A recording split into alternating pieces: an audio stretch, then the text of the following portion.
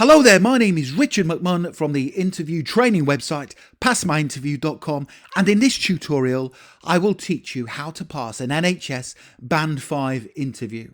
So if you are applying for a Band 5 job role within the National Health Service, make sure you stay tuned because I will help you to pass your interview.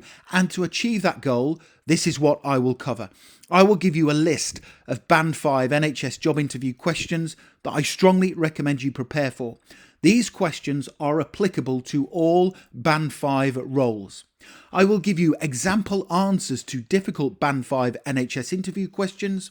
I will also give you some really important tips on how you can stand out during your Band 5 job interview. And I will also tell you how you can get access to further resources, including these slides and the answers to help you succeed. And just very quickly, please do make sure you subscribe to this channel. Lots of you are passing your NHS job interviews as a result of the content, and I don't want you to miss out. You can also connect with me on LinkedIn. I've put my LinkedIn link in the description below the video, and it's always great to connect with like-minded professionals. And please do give the video a like because that tells me you find the content useful. Thank you very much. The first question I want you to prepare for is, introduce yourself and tell me why you want to work for the NHS. Now, in your answer to this first Band 5 NHS interview question, talk about how your own values are a match for the 6 NHS core values. I also recommend you explain how your skills and qualities are a match for the Band 5 job role you are applying for. So here is my example answer to help you. Introduce yourself and tell me why you want to work for the NHS. I am a hard-working, conscientious, standards-driven person who enjoys the challenge of working in an environment where everyone in the team is striving to achieve the same goal, which is delivering outstanding patient care. Now, over the years, I've built up extensive experience in many different areas, and the skills, qualities and competencies I have are closely aligned to this Band 5 role. I want to work for the NHS because the core values of this great organisation are a match for my own. Working together for patients, demonstrating compassion, respect and dignity, a commitment to outstanding quality care, helping to improve people's lives, and everyone counts are all values that I strongly believe in. I am a positive person. I work well under pressure and I take my professional development seriously. Now, if you hire me in this Band 5 position, I genuinely believe you will be employing someone who can contribute positively to the NHS team whilst delivering a first-class service to your patients. That is a very good answer. It is positive in nature and it sets you up with confidence for the rest of your interview. Now, you can either pause the video if you want to and take a note of the questions and answers as we work through them together, or if you want to wait, I will soon tell you where you can download my full set of 25 Band 5 NHS interview questions and top scoring answers, including the questions and answers we are covering today. Here is the next question I want you to prepare for. What are the top 5 competencies that are critical in this Band 5 position? Now, there are a number of competencies that underpin all NHS Band 5 roles, and you will be assessed against them during your interview. Now, in your answer, talk about these competencies and explain why they are so important. Here is my example answer to help you. What are the top 5 competencies that are critical in this Band 5 position? Having studied the job description, the top 5 competencies needed in this position, in my opinion, are technical competence, because without this you cannot carry out your work to the necessary standards or achieve optimum patient care. You must have outstanding communication skills and be aware that for communication to be effective, it needs to be a two-way process. Communication is about listening as well as speaking. You must be able to demonstrate care, compassion and patience and be understanding of people's situation when giving advice, information or treatment. An understanding of health, safety and security is another competency. You must be aware of your surroundings, report incidents that compromise safety or breach the operational healthcare guidelines. Finally, equality and diversity is another very important competency.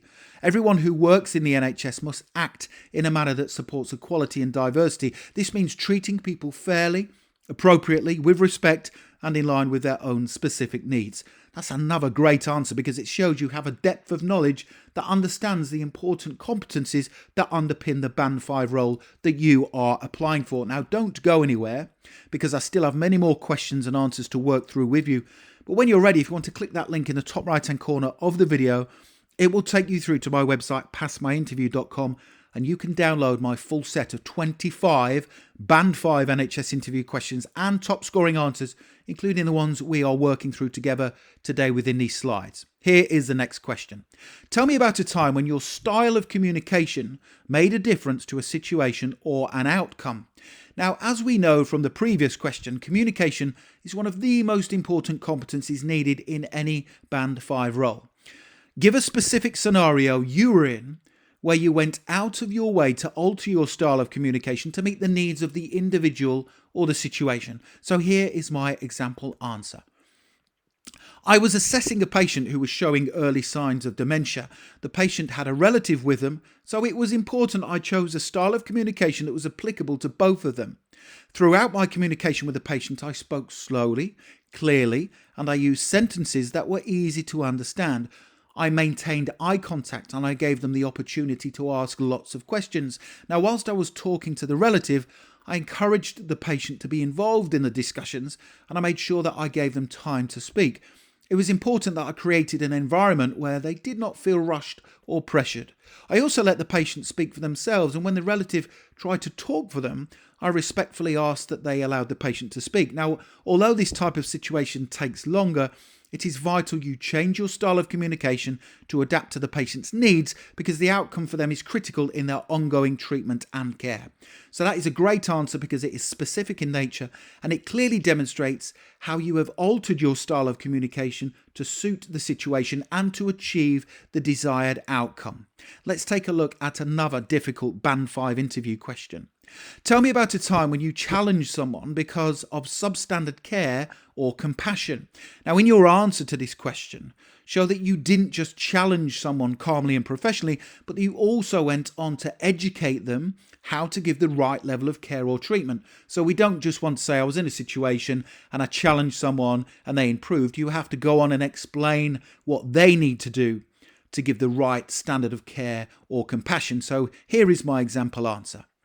I was working on a busy ward and it was a particularly hectic period due to winter, which resulted in a considerable spike in admissions.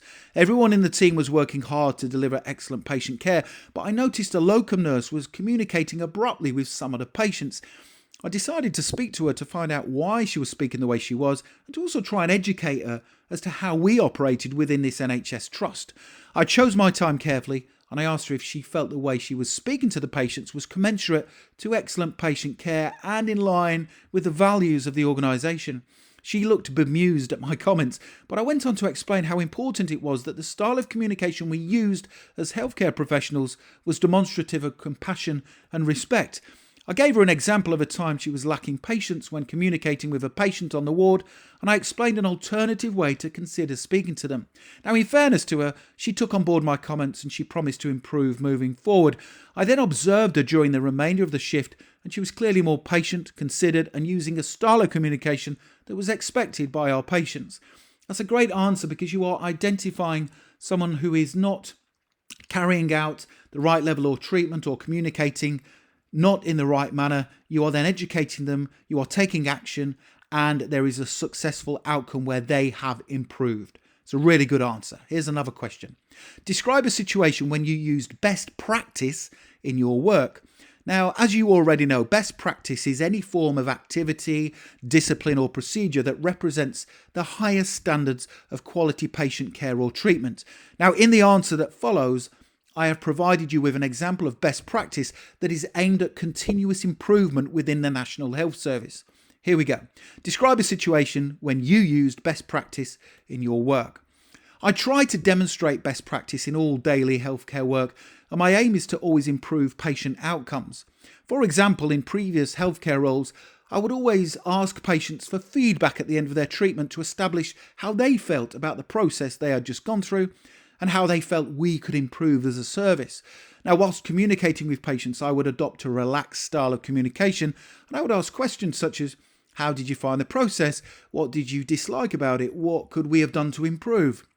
Now, these types of exploratory questions enable me to build up a rapport with the patients, and I could then use this information to feed back to NHS working groups and senior managers who were able to influence any changes that were needed.